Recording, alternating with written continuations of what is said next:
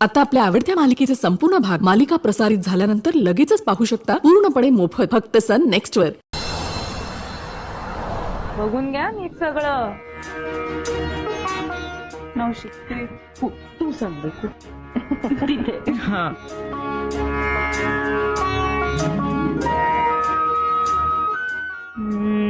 वा छान.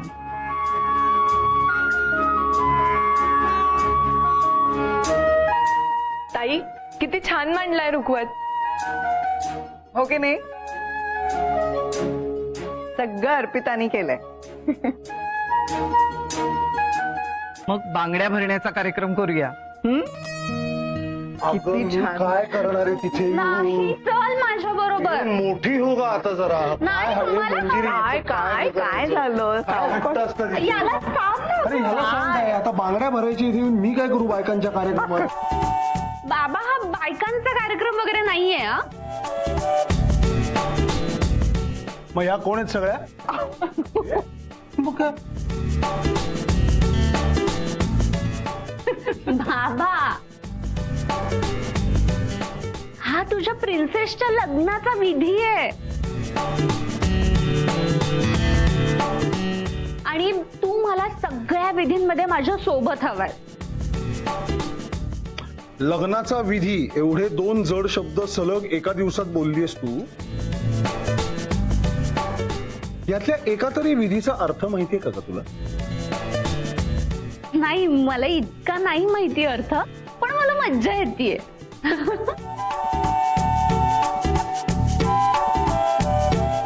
मज्जा? अगं आता तरी मोठी हो. घ्या ऐकून आता.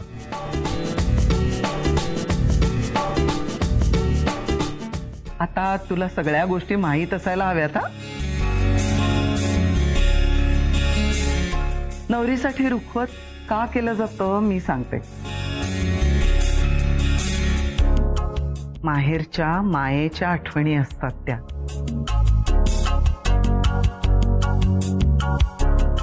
मुलीच्या नवीन संसारासाठी शुभेच्छा असतात त्या. हे सगळं प्रेम घेऊन तू सासरी जावंस, त्यांना सगळ्यांना भरभरून प्रेम द्यावंस म्हणून.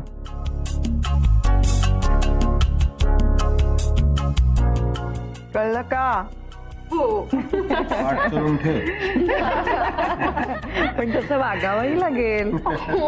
बाबा काय आवडलं तुला ह्यातलं सांग मला सगळ्यात जास्त. हे हो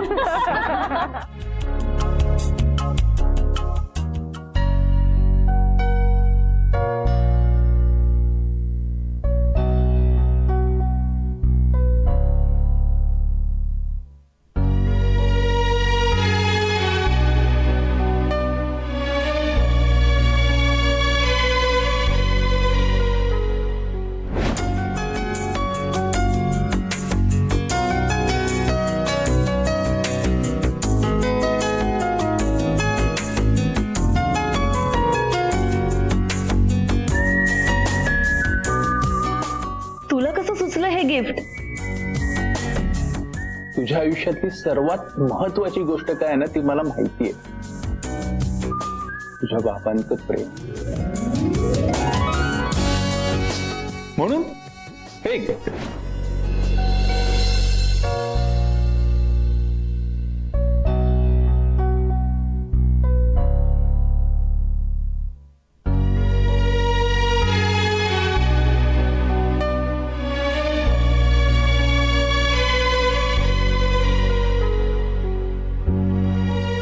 पिऊ, मी माझं प्रेम तर तुला दिलंच आहे, पण आता आमच्या एकमेकांवरच्या प्रेमाची ही खूण सुद्धा तुला देते. माझी तुझ्यावरच्या मायेची खूण. हे रुखवत तुला माझ्याकडून.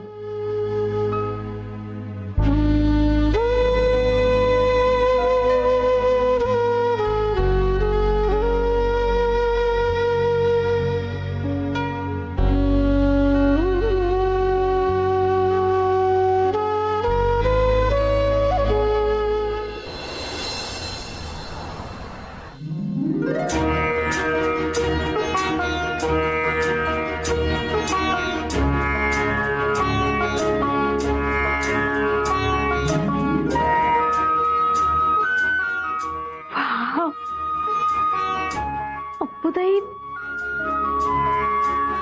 तू हा स्टॅच्यू मला देणार आहेस?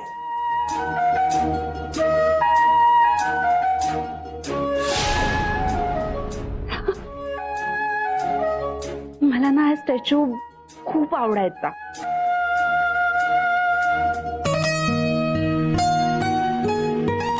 सासरी मी हा माझ्या जवळ ठेवेन कायम.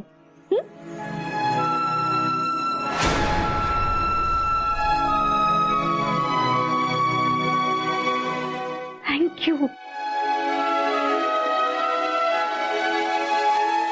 अप्पूताई, काय वेडाबाई.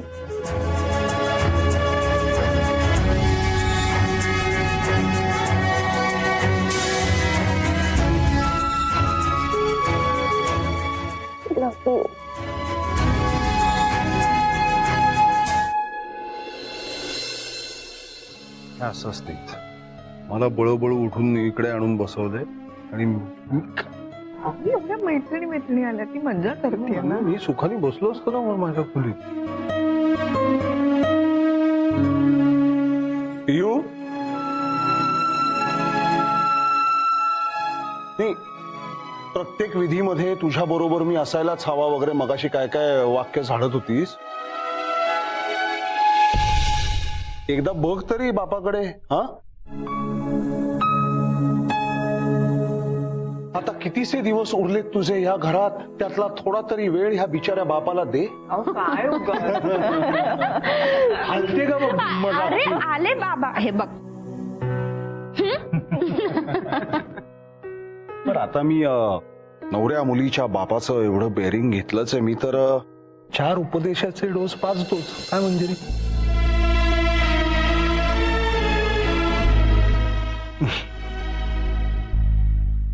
जोक सपाट.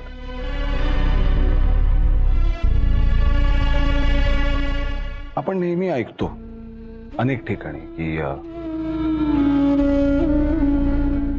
लग्न म्हणजे ऍडजस्टमेंट्स, तडजोडी. नाही म्हणजे काही अंशी ते असतंच, तडजोडी कराव्याच लागतात दोघांनाही आणि कराव्याही. पण माझं म्हणणं आहे लग्न हे ऍडजस्टमेंट्स बरोबर ना अग्रीमेंट्स पण असतात. आता अग्रीमेंट म्हणजे आपण कागदावर सही करतो ती अग्रीमेंट्स नाही. म्हणजे तडजोडी कराव्या लागणारच आहेत आयुष्यात, आयुष्यभर. फक्त त्या सामंजस्याने आणि एकमेकांच्या समजुतीने व्हायला हव्यात, एकमेकांच्या मर्जीने व्हायला हव्यात.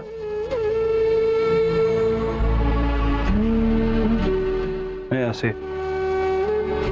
नुसते सल्ले देण्यापेक्षा ऍक्च्युली उदाहरण देऊ शकतो मी. तुझ्या उजवीकडे आणि डावीकडे बसलेली ही 2 माणसं,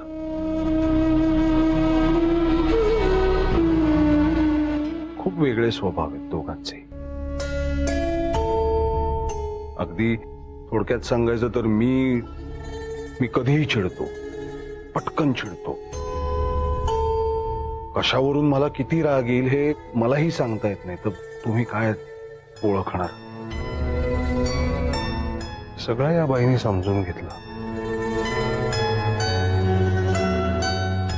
इतकी वर्ष सांभाळून घेतलं. मला राग आलेला असताना तिला पटत नसलं तरी ती रागावली नाही. ती शांत राहायची. मे बी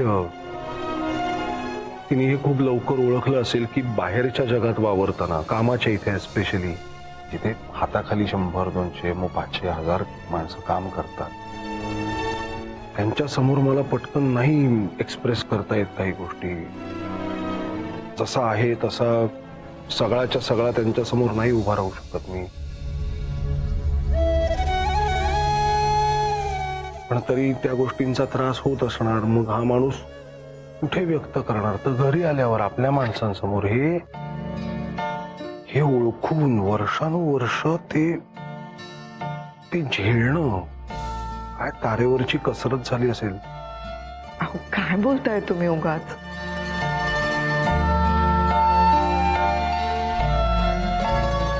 आणि मला माहितीये माझ्यासारख्या माणसाबरोबर इतकी वर्ष संसार करू शकणं ही फार फार अवघड गोष्ट आहे मंजिरी.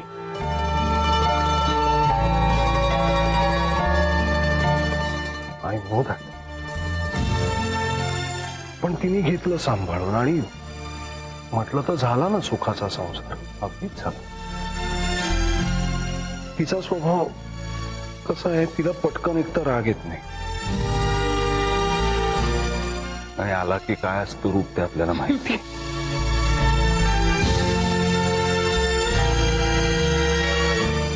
आणि त्याचमुळे ना पिऊ तिच्या रागाचं मोल पण खूप जास्त आहे.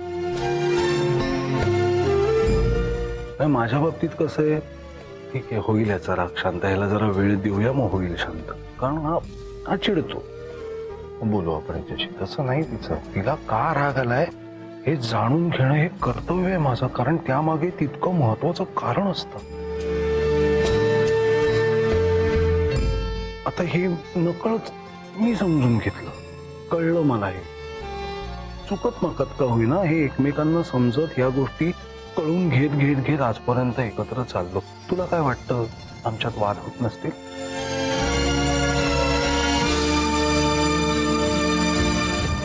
किंवा माझी एखादी गोष्ट तिला पटलेली नाहीये, तिला माझं अमुक एक वागणं आवडलं नाहीये हे तिने मला कधी सांगितलं नसेल? सांगितलंय, अगदी ठणकावून सांगितलंय. आमच्या स्पेस मध्ये असतात.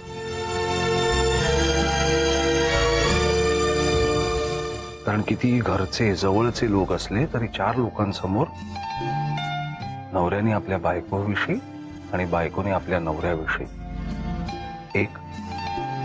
एकमेकांचं एक स्थान हे जपलंच पाहिजे. कुठलीही गोष्ट कितीही खटकली असली तरीही.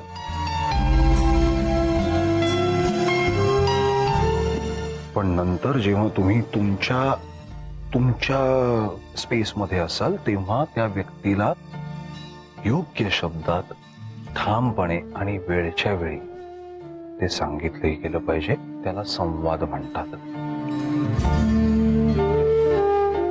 तो झाला नाही तर फक्त वाद वाढत राहतात. युवराज सारख्या माणसाच्या बाबतीत तुला या समजूतदारपणाची खूपच तुझ्या परीक्षा होऊ शकते. कारण फार वेगळा आहे तो.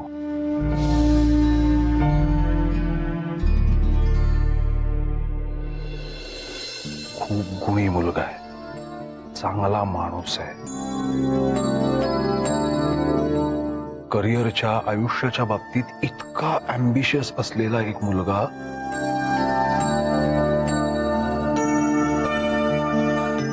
केवळ आपलं ज्या मुलीवर प्रेम आहे तिचं प्रेम जिंकण्यासाठी, तिच्या घरच्यांची मनं जिंकण्यासाठी इथे नोकरी करत होता.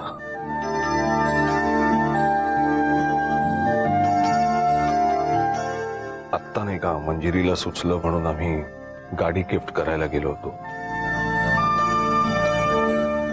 पर काही नाही, अगदी निर्मळ मनाने तुमच्या संसाराला थोडा हातभार, एक सुखसोयीचा हातभार लागावा म्हणून एवढाच विचार होता. ऍब्सोल्युटली. पण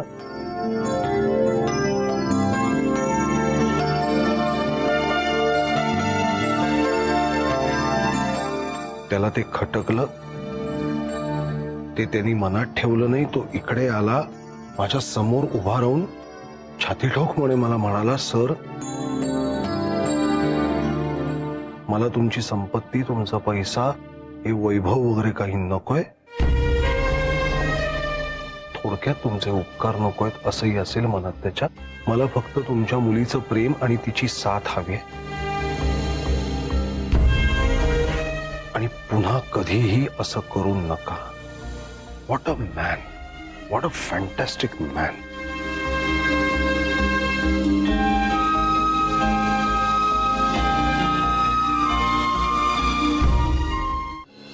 संपत्ती, हा पैसा हे नकोय. मला फक्त तुमच्या मुलीचं प्रेम हवंय सर. प्लीज पुन्हा हे असं काही करू नका. What a fantastic man.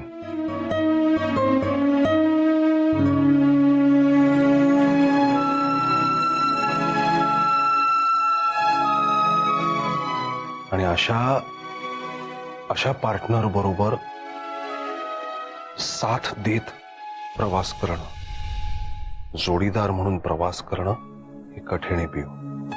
Challenging आहे. तुझ्या सुदैवानी म्हण किंवा दुर्दैवानी म्हण, तुला कधी फार झळ लागली नाही कुठल्या गोष्टींची, फार स्ट्रगल नाही फेस करावं लागलाय. पण आता इंडिपेंडेंटली त्याच्या बरोबरीने प्रवास करायचा आहे.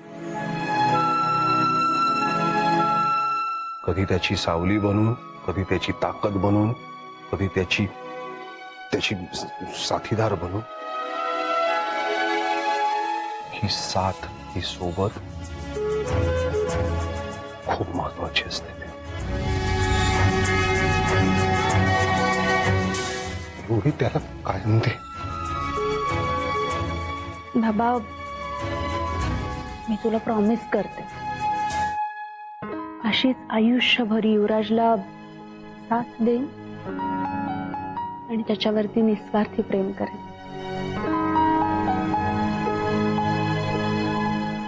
Good girl.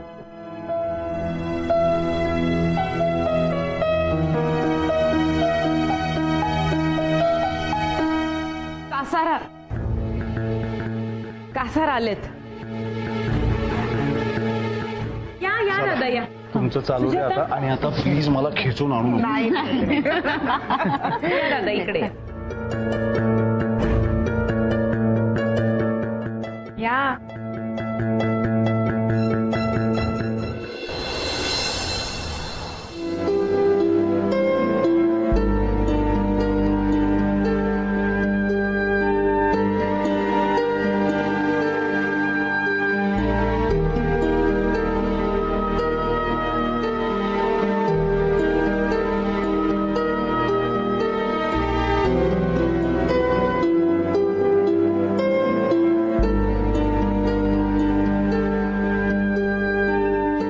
देवा,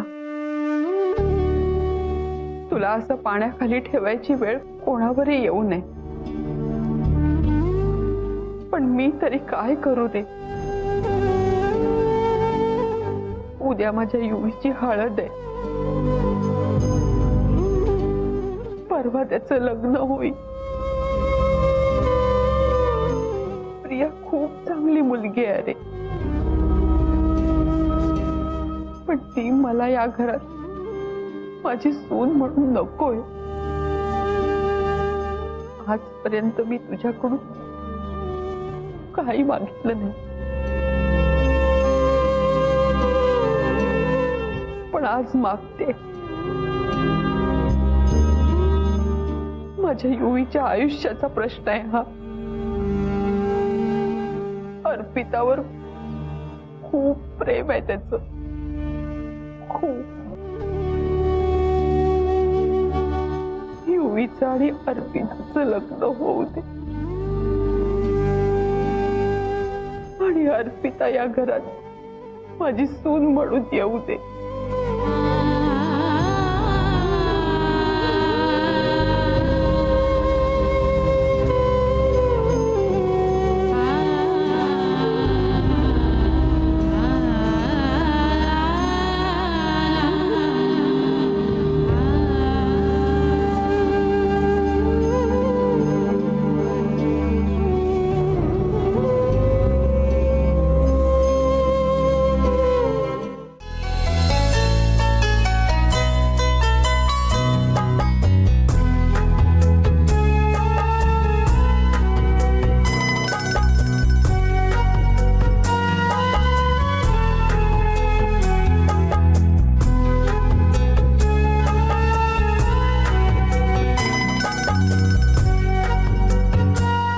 काय ग, किती उशीर. बसा बसा प्लीज. तुम्ही बसा.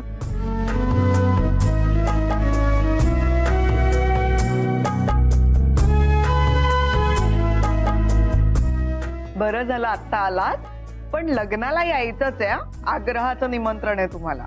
मंजिरीताई, मला लग्नाला यायला जमणार नाहीये ना, तेव्हा म्हटलं तुम्हाला आणि प्रियाला आधीच भेटून जावं. पण काय हो, तुमच्या मोठ्या मुलीचं लग्न न करताच धाकटीचं लग्न कसं काय ठरवलं?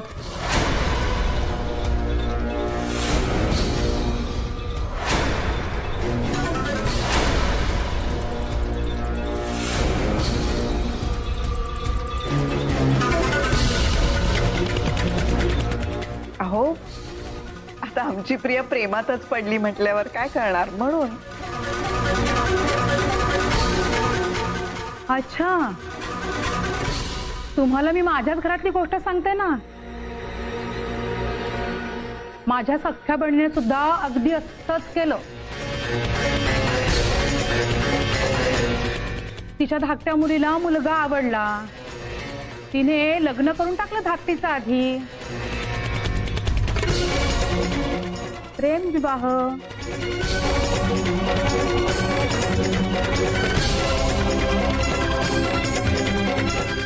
पण मोठ्या मुलीचं काय?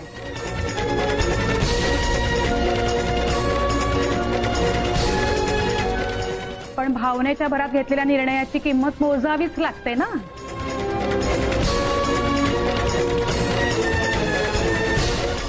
पुढे मोठ्या मुलीचं लग्न ठरवताना चांगला मुलगा मिळेल ना.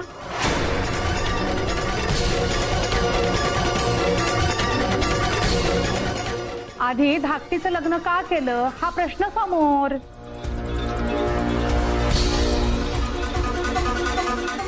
शेवटी बिचारी 40ची झाली, बिन लग्नाची राहिली.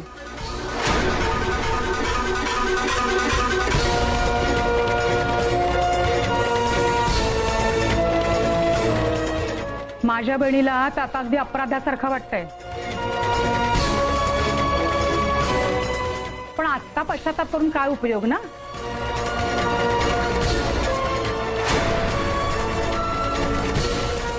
मी तो त्रास पाहिलाय, पण तो तुम्हाला होऊ नये ना म्हणून हे सगळं बोलते.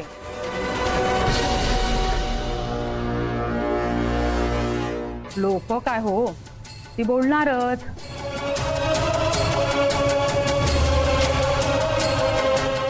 की तुम्ही सावत्र मुलीला डावी वागणूक देताय,